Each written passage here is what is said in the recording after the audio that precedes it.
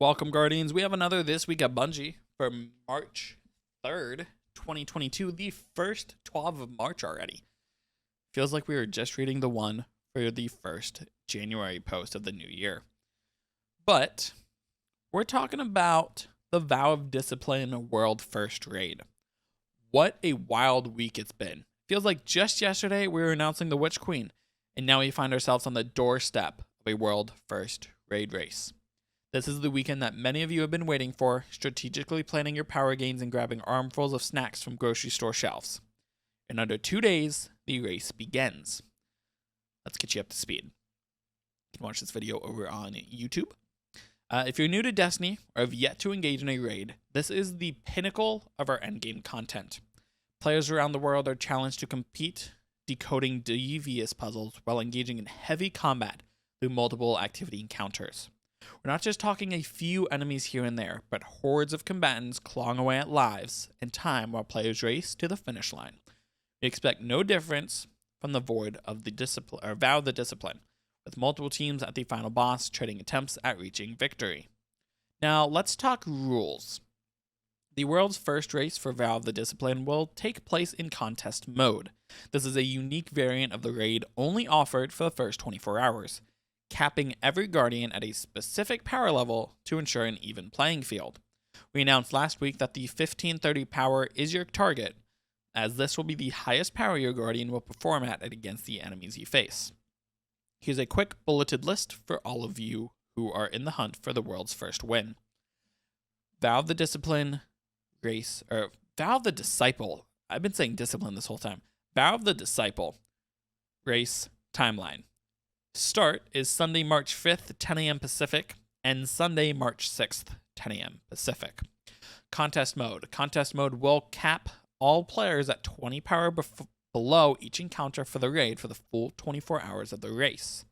Artifact power is enabled, but only provides benefits to players up to the cap of 1530 power for contest mode. You'll want to reach 1530 power by Saturday to have a fighting chance in each encounter. Some gear items will be disabled in the raid for the duration of contest mode due to general issues that could provide gameplay benefits. While these items may be used in other activities, perks and functionalities on the following items will be nullified within the Vow of the Disciple raid, with additional negative impacts to power levels if equipped. Some stuff I was expecting, some stuff I was not. First one I was expecting was the Ikelos SMG, Legendary SMG.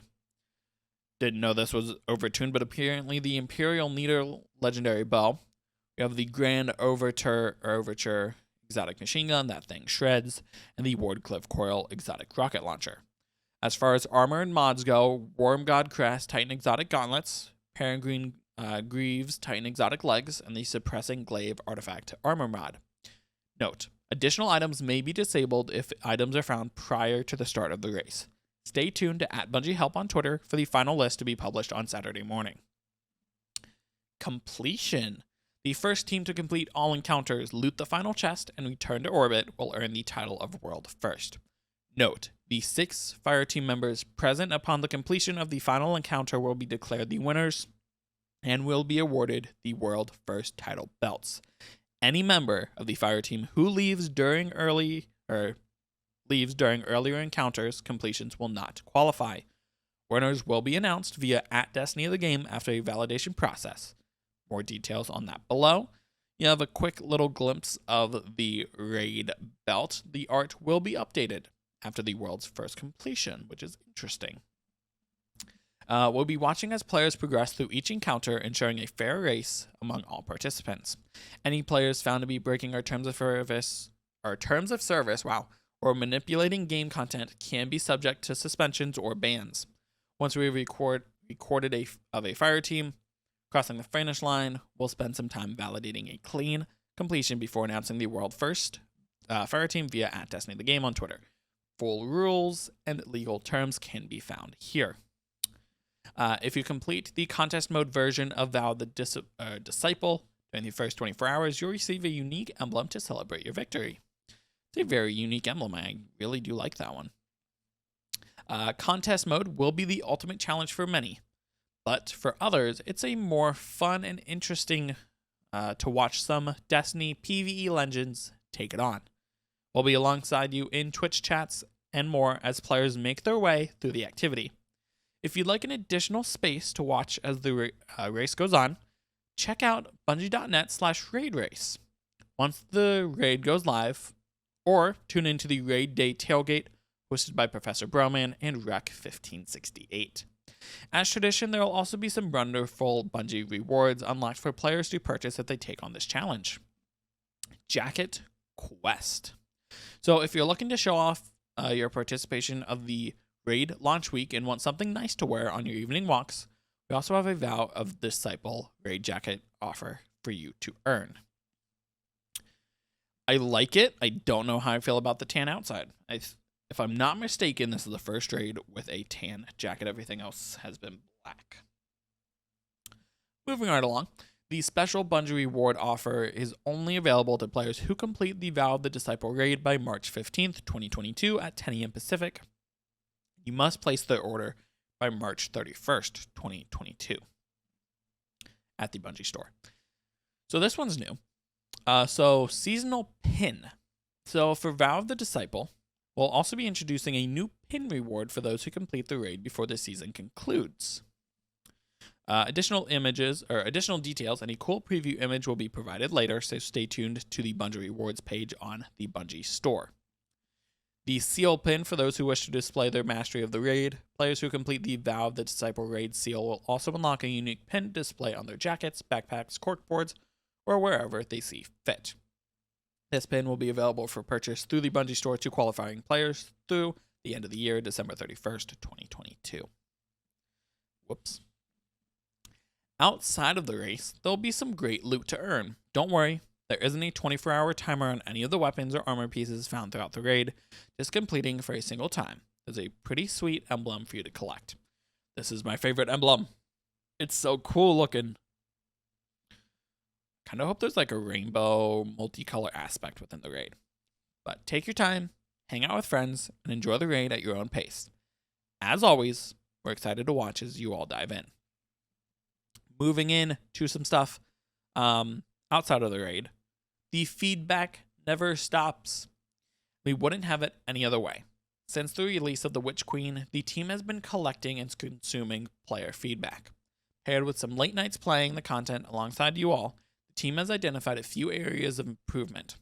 Some things take a bit of time to address, as we want to make sure the fixes that we implement do not create more issues for us to solve. That said, the team does have a plan of action for our Wellspring weapon drop rates, Ascendant alloy drop rates for weapon crafting, some general notes on areas that we're looking for at the future. Gambit Tuning specifically. If you follow Game Director Joe Blackburn on Twitter, you'll likely know most of the following, but we always want to make sure information is available in multiple places. So the first thing, the Wellspring weapon drop rates. Once you've completed the Witch Queen's campaign and begin to engage in the endgame, a new activity appears in the Throne World called the Wellspring. This is a fun 6-player match-made activity offering offensive and defensive variants of the activity on a daily rotation. In the Wellspring, players can earn 4 Throne World-themed weapons, each offering a variety of perks to mix and match for some fun combinations. Each of these weapons can be crafted, and some of these are required for progress on the evidence board quests from the Enclave.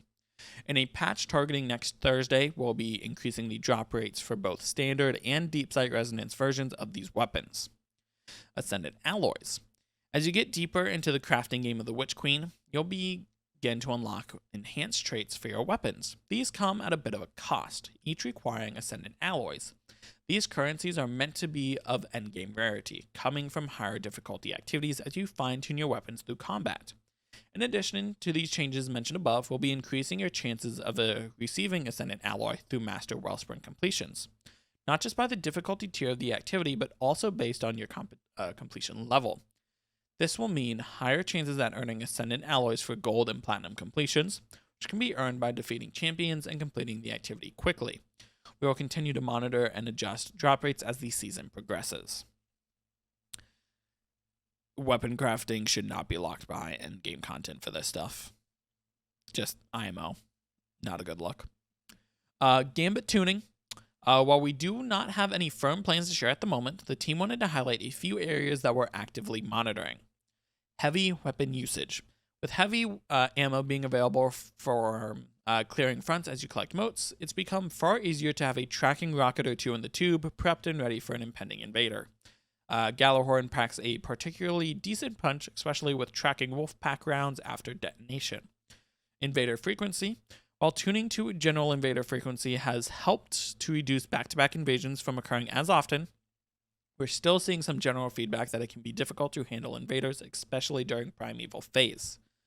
Primeval Phase health. The changes to Primeval healing, we are seeing some reports of lengthy boss phases thanks to some skilled invaders. We appreciated all who have been giving feedback since launch and will report back in the next few weeks after we've had some time to collect more feedback and additional data to inform our next steps. We've got some Prime gaming rewards. This time we got Hard Light.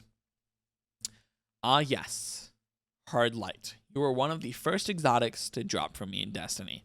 Your rounds bounce through the corridors of my heart, bringing excitement with every shield pop and enemy defeated. Taking advantage of Vial rounds with the seasonal artifact mod, it's been pretty fun making enemies explode with sustained damage while in void mode. While my love letter is cheesy, this is a wonderful opportunity to introduce Hard Light to newer players in the community. For the next few weeks, this exotic will be available through Prime Gaming Rewards, accompanied by a fun exotic ornament and some other nice cosmetics. If you haven't signed up, we offer a step-by-step process on our Prime Gaming support article. Once you've gotten things squared away and claimed your reward, you'll find the following at Amanda Holiday in the tower. So, what you get out of this, you get the Hard Light, which is the exotic weapon. You get the Lethal System, which is the exotic weapon ornament, as you can see here. We get the Azurel exotic sparrow, that guy there. You get 2 unique limited time cosmetics. Don't know what that is. The Risen Projection Legendary Ghost Hologram, which is that guy there. And then the One of Us Legendary Emblem. This is the first time that they've had cosmetics and an emblem in it. Usually it's just like the weapon, a skin, ornament, either a sparrow or a ship, and then usually a ghost shell as well. It's interesting. Once you get your hands on this wonderful exotic auto rifle, take it for a spin in some strikes or battlegrounds activities. Bounce your shots and light up the room for unlimited fun. This is something big here. So Steam Deck in Destiny 2. Earlier this week, a help article went live which contained information about Destiny 2 on Steam Deck. We'd like to provide some additional information as to why running Destiny 2 on Steam OS and Linux is currently not supported. Our goal is to maintain a secure environment for Destiny 2, as it features both PvE and PvP combat in an evolving, dynamic world. Maintaining the integrity of our security is a complex and long-term process. In some cases, it means teaming with partners like BattleEye and following their recommendations. In others, it means choosing to not support platforms that could provide bad actors with way of compromising our own Bungie development, anti-cheat security systems. Steam Deck is not a supported platform, and using the device will trigger our automated security systems to see usage as a potential threat to the community.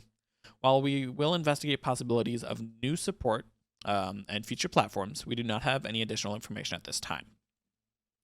We've got the player support team. We did have the hotfix 4.0.0.2 released today.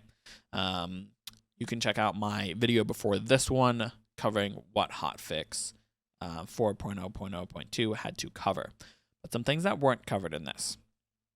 We have the enhanced 1-2 punch trait got disabled. Due to an issue causing some exotics to deal more damage than intended, we disabled the enhanced 1-2 punch trait.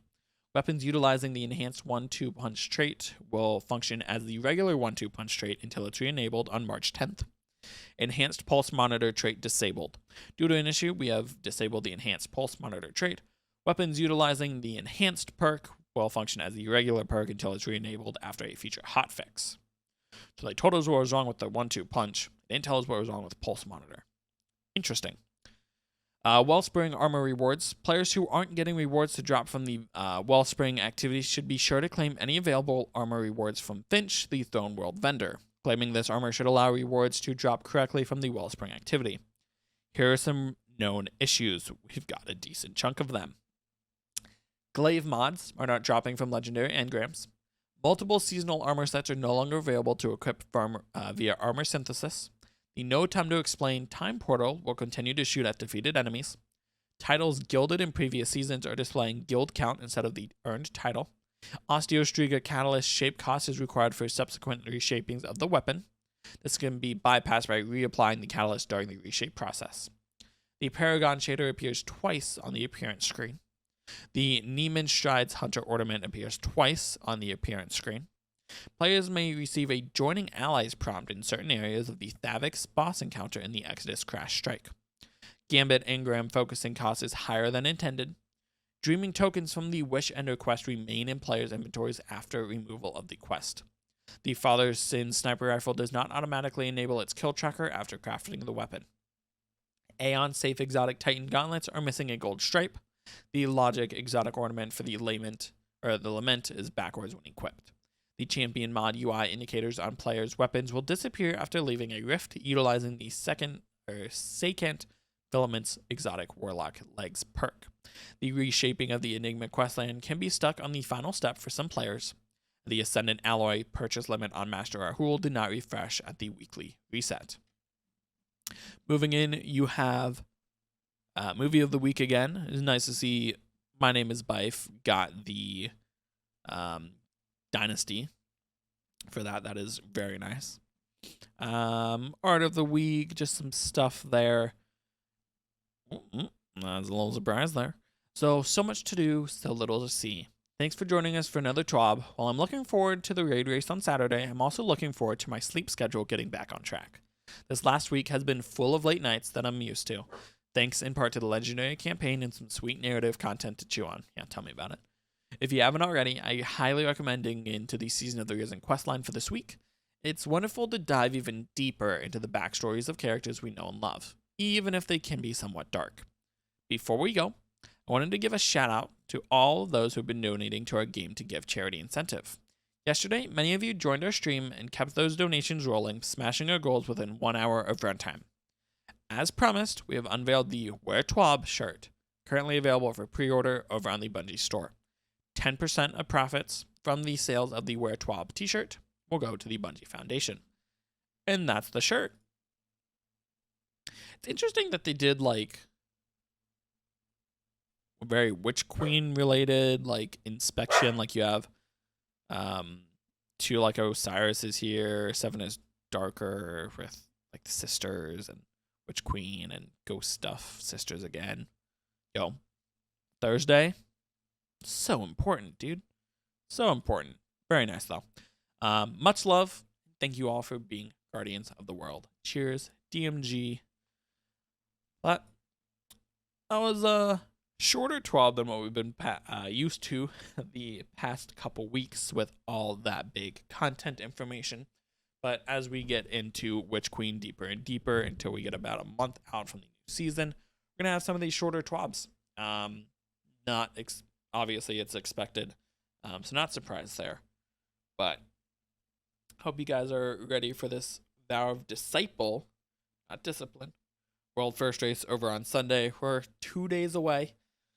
I unfortunately won't be participating in it this year as I have a lovely work that I have to take care of, but probably look into doing a World's First Race next year.